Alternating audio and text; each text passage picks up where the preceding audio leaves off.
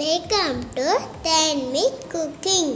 Hi friends, welcome back to my channel. இன்றைக்கி நான் என்ன பார்க்க போகிறேன்னா ஒரு தக்காளி வெங்காய குருமா தாங்க பண்ண போகிறோம்.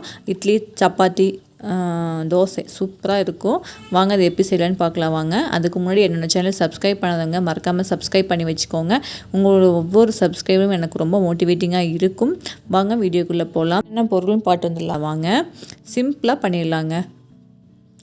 எண்ணெய், தாளிப்புக்கு பிரிஞ்சி இலை 2, அன்னாச்சி பூ 1, வெங்காயம் 2 வெங்காயம் நீல வாக்கில் கட் பண்ணி வச்சுருக்கேன். காரத்துக்கு ஏற்ற மாதிரி பச்சை மிளகாய், கருவேப்பிலை, இஞ்சி பூண்டு தட்டி வச்சுருக்கேன். பேஸ்ட்டாக போடக்கூடாது, தட்டி வச்சு போட்டது ஸ்மெல் நல்லாயிருக்குங்க.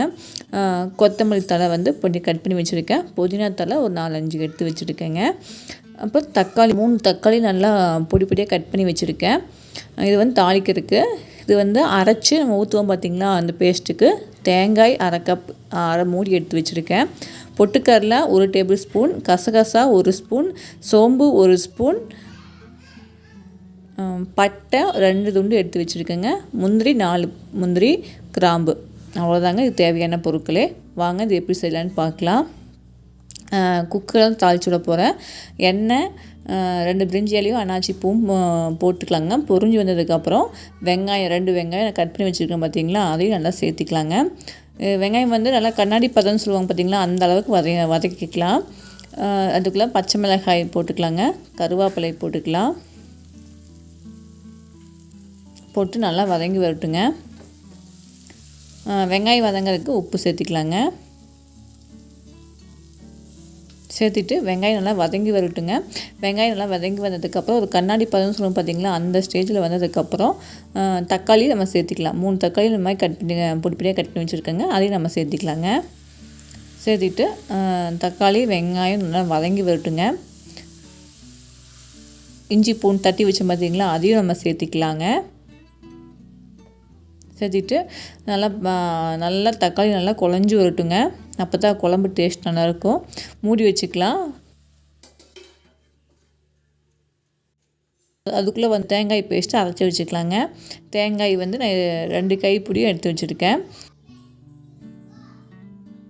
எடுத்துகிட்டு கசகசா, சோம்பு, பட்டை, கிராம்பு, முந்திரி 4, பொட்டுக்கடலை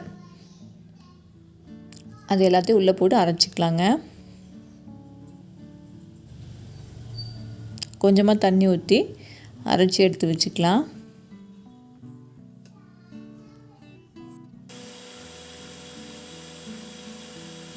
இது மாதிரி நைஸாக அரைச்சி வச்சுக்கலாங்க. இப்போ நம்ம பார்க்கலாம், தக்காளி நல்லா வதங்கி வந்துருச்சு.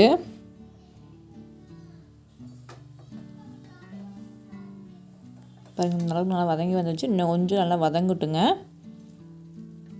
தக்காளி வதங்கினா தான் டேஸ்ட்டு கொடுக்கும் தக்காளி வெங்காய குருமாக்கு.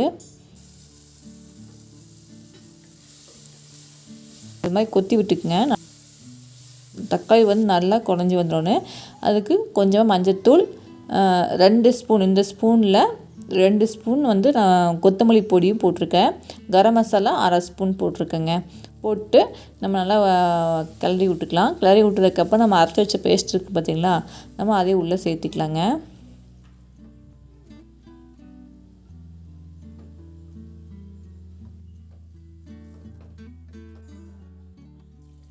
அந்த அலாசி ஊற்றிக்கலாங்க.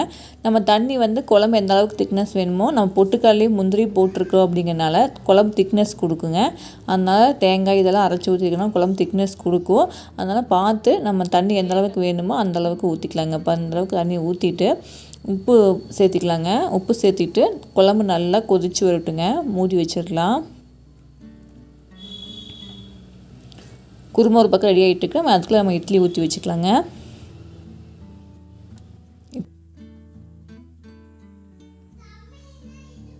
இது சட்டுன்னு பண்ணிடலாங்க. வெங்காயம் தக்காளி வதங்கிறது தான் லேட் ஆகும், மற்றபடி அரைச்சி ஊற்றுறதுல சீக்கிரமாக பண்ணிடலாம்.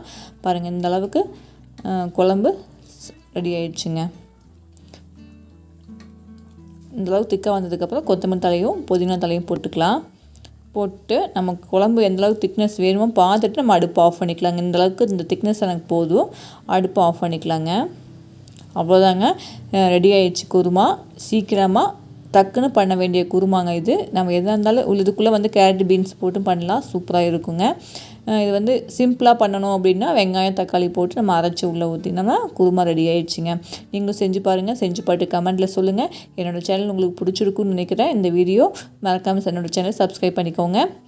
அடுத்த வீடியோவில் வேறு ரெசிபியோடு பார்க்கலாங்க. இதை பிடிச்சினா லைக் பண்ணுங்கள், ஷேர் பண்ணுங்கள், கமெண்ட் பண்ணுங்கள், சப்ஸ்கிரைப் பண்ணுங்கள். பாய்.